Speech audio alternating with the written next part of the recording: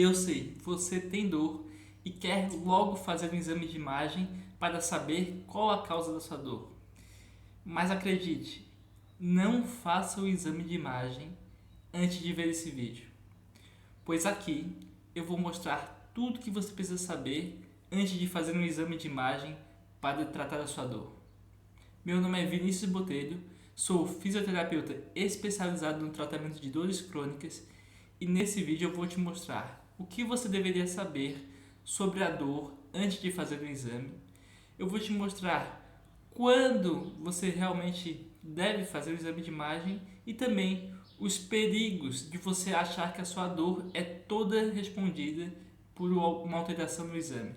Assim, para a dor ser completamente explicada pelo que aparece no exame de imagem, três coisas deveriam ser verdades. 1. A alteração no exame deve corresponder exatamente à alteração da dor. 2. A alteração encontrada no exame deve ser suficiente para causar a dor. E 3. A ausência de alteração no exame deve significar ausência de dor. O que isso quer dizer? O 1. O exame de imagem ele deve corresponder por toda a dor que você sente. O 2. Todas as pessoas que têm alguma alteração devem obrigatoriamente ter dor. E o 3. Todas as pessoas que não têm nenhuma alteração vista no exame de imagem não podem ter dor. Então, para que o exame de imagem explique por completo a sua dor, esses três pontos devem ser verdades. Mas será que é bem assim que acontece? Então vamos começar pelo primeiro. O primeiro, como eu disse anteriormente, é a alteração no exame deve corresponder exatamente à localização da dor. Isso é uma mentira. E o que é a verdade? A verdade é que a dor tem muitos outros fatores que vão além de um simples exame de imagem. Porque o que acontece? A dor ela é uma experiência. Ela não é algo extremamente linear, como por exemplo, eu tenho uma alteração na coluna, obrigatoriamente eu vou ter dor. Ou eu tenho uma alteração na coluna e toda a dor que eu sinto é por causa disso. Não é bem assim. Vários fatores influenciam a dor. Se você olhar a definição de dor feita pela IASP, é a Associação Internacional para o Estudo da Dor. E a definição da dor feita por ela em 2020 é a seguinte: dor é uma experiência sensorial e emocional desagradável associada ou semelhante àquela associada a uma lesão real ou potencial. Aqui pra gente o importante é só a primeira parte. Dor é uma experiência sensorial e emocional. Ponto. Se é uma experiência, há vários fatores envolvidos. E ele fala na sequência, sensorial e emocional. Então, esses fatores vão ser sensoriais e emocionais. Então, uma alteração no exame não pode explicar completamente a dor que você sente. Logo, achar que o exame vai explicar tudo o que você sente vai te levar por um caminho ruim. Você precisa entender que a dor é multifatorial. Toda dor é multifatorial.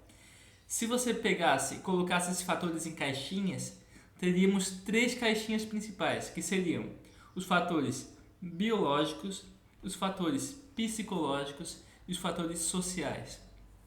Os fatores biológicos correspondem a, por exemplo, machucados, aí sim alterações estruturais, inflamação, mas não tem só eles, existem outros fatores, que são também os psicológicos, por exemplo, ansiedade, depressão, medo. E também os fatores sociais, que é a sua relação com o trabalho, com a sua família, o que você pensa sobre o seu lugar no mundo. Tudo isso pode influenciar na dor, e não somente o que aparece no exame. Aqui a gente já vê que aquela primeira afirmação está incorreta. Então, a alteração no exame ela não corresponde totalmente pela dor que você sente. Primeiro ponto está incorreto, vamos para o próximo. O segundo ponto, daqueles que eu falei inicialmente, é a alteração encontrada no exame deve ser suficiente para causar a dor. Ou seja, toda pessoa com alteração na coluna deve ter dor. Mas será que é assim? Não. Pessoas sem dor também têm alterações no exame da coluna, ainda que não tenham dor alguma. Então, é muito comum ver pessoas dizendo assim: eu tenho duas hérnias de disco, uma na cervical e uma na lombar, mas só a da lombar me incomoda. Geralmente, quando a pessoa diz isso, é que nenhuma das hérnias de disco são responsáveis pelos sintomas dela. Ela associa uma dor na coluna com uma hérnia de disco pelo exame que ela fez. Então, tem gente que tem uma dor tem gente que faz exames de imagem todo ano, exame de imagem da coluna, achando que isso vai ajudar a prevenir dor ou a tratar a dor. Mas como eu estou mostrando aqui para você, não é bem assim. Por exemplo, no caso dessa pessoa que disse essa frase, que tem duas hérnias de disco, uma na cervical e uma na lombar, mas só a da lombar incomoda, você já vê que a pessoa tem hérnia de disco na cervical e não sente dor. Então isso já é um alerta indicando que nem sempre uma alteração na coluna ou em qualquer outra parte do corpo vai levar a ter dor. Aqui tem um estudo que foi feito com pessoas sem dor, onde pegaram essas pessoas e fizeram ressonância magnética da coluna delas. E foi visto que essas pessoas não tinham dor e tinham alterações na coluna. E também foi visto que essas alterações na coluna aumentavam ao longo dos anos de vida. Então, quanto mais velha a pessoa, maior a chance de ter alteração na coluna. Isso nos mostra que a alteração em si é apenas um sinal de envelhecimento e não que sempre vai ter relação com dor. Por exemplo, um cabelo branco. Se você ver uma pessoa com cabelo branco, você não vai imaginar que essa pessoa tem dor de cabeça, porque o cabelo é só um sinal de envelhecimento e não que algo está errado com aquela pessoa. Nesse gráfico que eu estou mostrando aqui, por exemplo, ele mostra que aos 50 anos de vida, 80% das pessoas, mesmo que elas não tenham dor, vão ter sinal de degeneração no disco. Ou seja, a pessoa tem degeneração, mas mesmo assim não tem dor. Isso nos mostra que nem sempre uma alteração no exame de imagem está relacionada com a dor que a pessoa sente. Daí a importância de ser bem avaliado. E é isso que eu faço com meus pacientes. Eu não olho somente para o exame de imagem, mas sim eu avalio os testes físicos e os sintomas que ele tem, para no final da avaliação ver se há uma correspondência entre isso e o exame de imagem. Porque se eu ficar só olhando o exame de imagem e não avaliando os sintomas, o que a pessoa pensa sobre a dor que ela tem, os testes físicos que eu posso fazer com ela, a minha avaliação fica muito pobre e a chance de eu errar é muito alta. Por isso, se você quer ser bem avaliado, clique no link abaixo e fale diretamente comigo em meu WhatsApp para receber mais informações sobre a minha consulta. E vamos para o terceiro ponto. A alteração no exame de imagem deve significar ausência de dor. O que isso quer dizer? Quer dizer que se a pessoa não tem nada alterado no exame de imagem, ela não deveria sentir dor. Mas, de novo, a gente sabe que isso não é verdade, porque se isso fosse verdade, não existiria a fibromialgia. E o que acontece? Não é só a fibromialgia que tem dor sem que haja uma alteração no exame de imagem. Se você pesquisar, 80 a 90% das dores lombares não tem causa detectável. Ou seja, claro, há algo influenciando na dor, porém não há exames capazes de detectar o que está causando a dor. E como eu falei anteriormente, ainda que se tivesse algum exame capaz de detectar, não explicaria a dor por completo, porque a dor é multifatorial. E além disso, como eu já falei, fibromialgia também não é diagnosticada por exame de imagem, e sim por testes de sintomas, testes sensoriais e por questionários. Assim como a enxaqueca, que é a famosa dor de cabeça, que muita gente também confunde. Nem toda dor de cabeça é enxaqueca. Enxaqueca é apenas um tipo de dor de cabeça, existem outros. Que no caso, a enxaqueca também não é diagnosticada por exame de imagem, mas sim critérios clínicos e questionários. E o que sobra? O que sobra são os perigos do exame de imagem. Se você só foca no exame, se você não é bem avaliado antes, você vai ter grandes chances de desenvolver medo, ansiedade, hipervigilância, o que vai levar a tratamentos incorretos. Então, como já está escrito aqui, ó, os perigos do exame de imagem. Se você acha que a sua dor é completamente correspondida pelo seu exame, você vai ficar com medo de se movimentar, porque você vai achar que qualquer movimento pode piorar o que aparece no exame e, por consequência, pode piorar a dor. Mas, ainda bem, não é assim. Como eu já expliquei anteriormente, a dor não pode ser explicada só por um exame de imagem.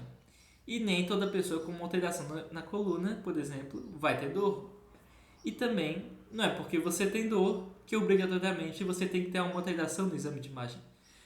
É importante, isso é muito importante entender. O exame não responde tudo. Eu acho que até aqui você já deve ter entendido bem que há outros fatores envolvidos. E além do medo, também pode ser gerado ansiedade e hipervigilância. A ansiedade é pelo futuro, porque se há uma alteração que corresponde totalmente pela sua dor, você fica sem saber o que fazer. Você acha que toda a sua dor, toda a possível piora da sua dor vai ser relacionada com a possível piora do que aparece no exame de imagem. E também, ainda bem, não é assim. Há tratamentos para todos os tipos de dor. Claro, cada um vai ser específico para o seu caso. E que na maioria dos casos não vai ter tanta importância o exame de imagem, pelos fatores que eu já expliquei anteriormente. E por último, tratamentos incorretos. Se você acha que a sua dor é totalmente correspondida pelo que aparece no exame de imagem, isso vai levar a uma avaliação incorreta, que por consequência leva a tratamentos incorretos. Quais podem ser? Por exemplo, você pode ter uma hérnia de disco e você também pode ter dor de coluna. E você pode achar, quando eu falo você, é você, o seu profissional de saúde, podem achar que a sua dor é totalmente responsável pela hérnia de disco. E aí, qual que vai ser o tratamento? O tratamento vai ser cirurgia, que é o mais óbvio. Mas como a dor, na verdade, não é totalmente correspondida pela hérnia de disco, o resultado vai ser ruim. O resultado vai ser que a dor vai continuar e, em alguns casos, a dor pode até piorar, porque a própria cirurgia pode ser um fator a mais para doer, um fator a mais para se desenvolver dor crônica. Agora eu vou explicar para você quando que você deve usar o exame de imagem. Como eu falei, o exame de imagem ele é apenas um complemento à sua avaliação. Nada adianta você fazer o exame de cada se antes ter feito uma avaliação física e clínica. Além disso, você deve fazer exames também quando há sintomas de doenças graves, como por exemplo, câncer, tumor, alguma infecção na coluna. Mas assim, de novo, isso é a minoria dos casos. E para chegar até o ponto de ter que fazer o exame por causa desse motivo, você deve passar por uma avaliação clínica.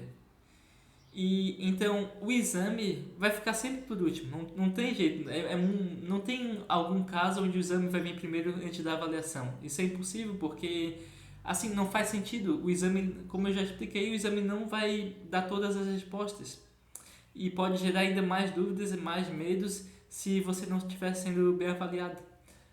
E por último, o exame também deve ser usado para descartar outras condições de saúde.